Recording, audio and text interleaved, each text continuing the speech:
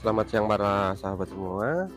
Ini kita lagi dapat pasien Yamaha Aerox yang seperti ini, mana keluhan dari motor ini mengalami macet alias berbet ketika standar tengah atau standar double itu diturunkan.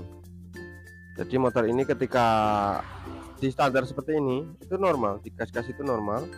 Cuma ketika standar tengah itu diturunkan, itu motor mengalami mati.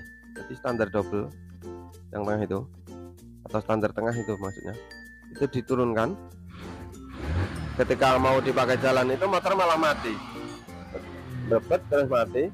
Dan di bagian speedometer itu muncul kode kerusakan angka 13 dan 15. Dan ini tak usah berlama-lama, langsung saya tunjukkan saja kerusakan dari motor ini, soalnya kalau tidak kita praktekkan nanti tidak begitu jelas.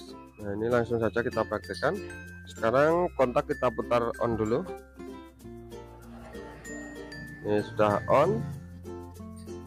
Sekarang kita coba nyalakan motornya. Nah, ini motor sudah nyala seperti ini. Nah, ini mesin sudah posisi hidup seperti ini. Posisi hidup. Sekarang kita coba turunkan standarnya dari standar tengah. Kita turunkan. Nah, itu mesin langsung mati. Dan di bagian speedo ini muncul kedipan atau kode kerusakan 13 sama 15. Nah, seperti ini. Jadi ketika mesin hidup itu hidup lagi. Tapi di starter hidup, nanti mati lagi kadang-kadang. Jadi tiap diturunkan seperti ini gampang banget mati pokoknya. Nah, mati lagi seperti itu pokoknya. Jadi tidak bisa normal. Sekarang kita coba ulangi, coba standar dulu Mas.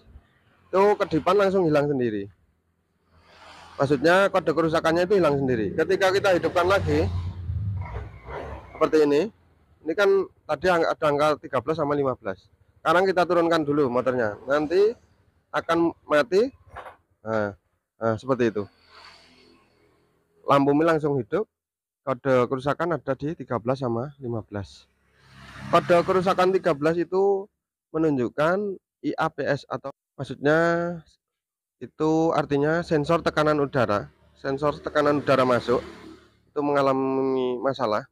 Terus yang angka 15 itu TPS sensor itu mengalami masalah. Mungkin bisa kabelnya putus atau konslet bagian TPS-nya, itu juga bisa. Tapi biasanya di motor Yamaha Aerox seperti ini itu di sensor TPS itu tidak terpisah biasanya itu. Biasanya itu jadi satu sama sensor IAPS itu tadi. Jadi jadi satu yang namanya itu sensor max. Nanti kita buka saja apakah terpisah atau tidak, nanti kita cek nanti kerusakan ada di bagian kabel atau di bagian sensornya. Ini tak usah berlama-lama, langsung kita lepasin dulu saja bagian jok dan bagian bodinya itu.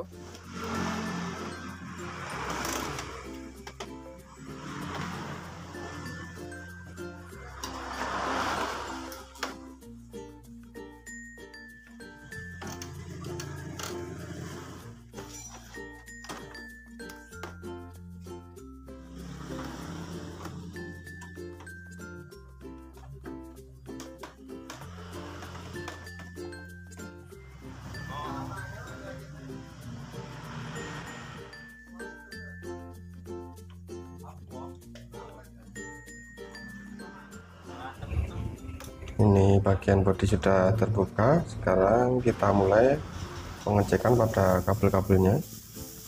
Kita lepas saja dulu bagian jalur-jalurnya ini, karena ini ternyata sensor dari TPS dan bagian IAPS tadi jadi satu, yang menjadi yang bernama sensor max. Jadi ini kita urut atau kita turut jalurnya dari sensor max yang menuju ke bagian ECU. Kita cek satu persatu, dan ini ternyata memang benar ada kabel yang bagian luarnya itu nyambung, tapi bagian dalamnya ternyata putus. Jadi kadang nyambung kadang putus di bagian dalamnya itu. karena masih terbungkus di bagian sisi luarnya. Ini kita kelupas saja supaya nanti bisa kelihatan jelas kabel sebelah mana yang mengalami putus.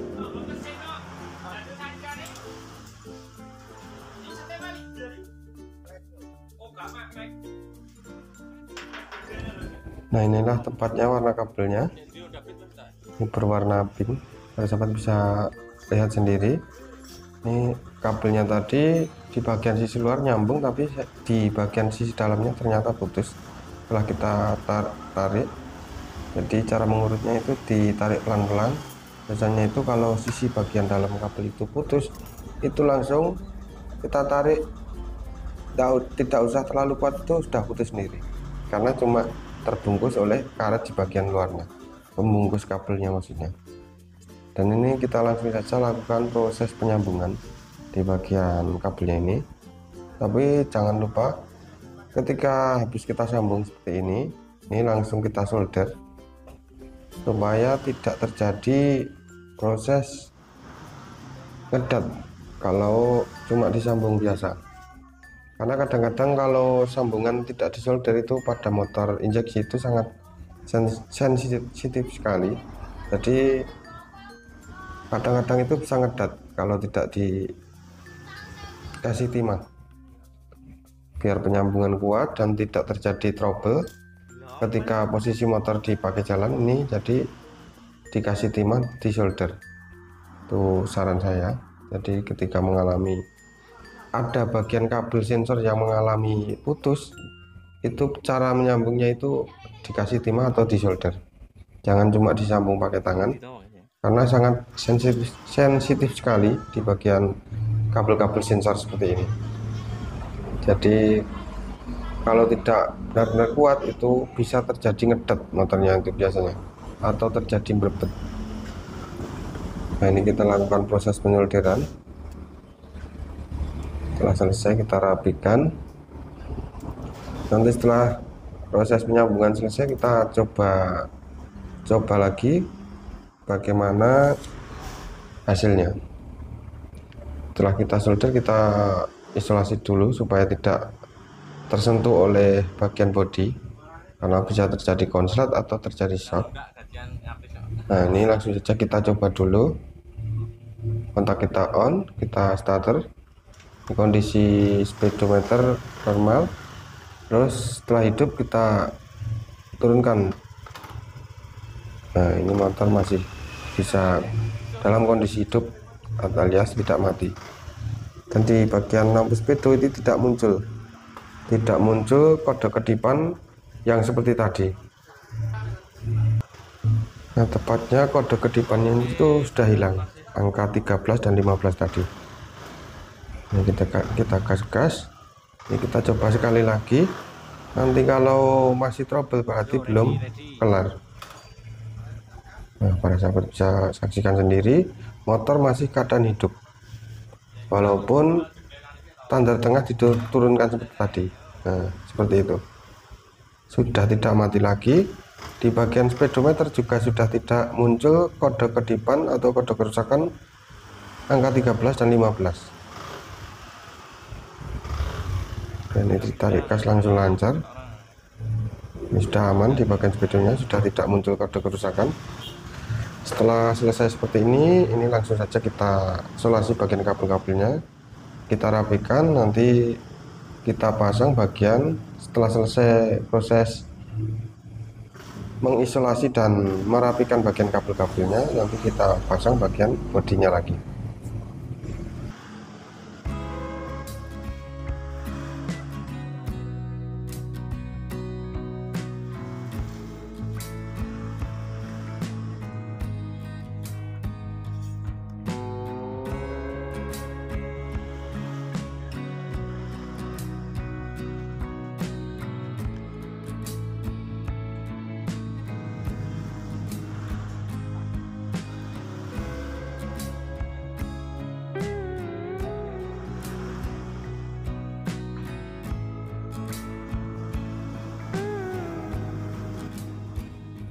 Nah, ini proses merapikan kabel sudah selesai. Ini langsung saja kita pasang lagi bagian cover bodinya.